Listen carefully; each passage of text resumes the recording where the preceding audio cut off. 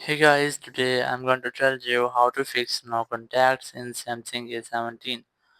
If you're using Samsung A17 and you're having an issue that your contacts are missing, so let's see how can you fix that.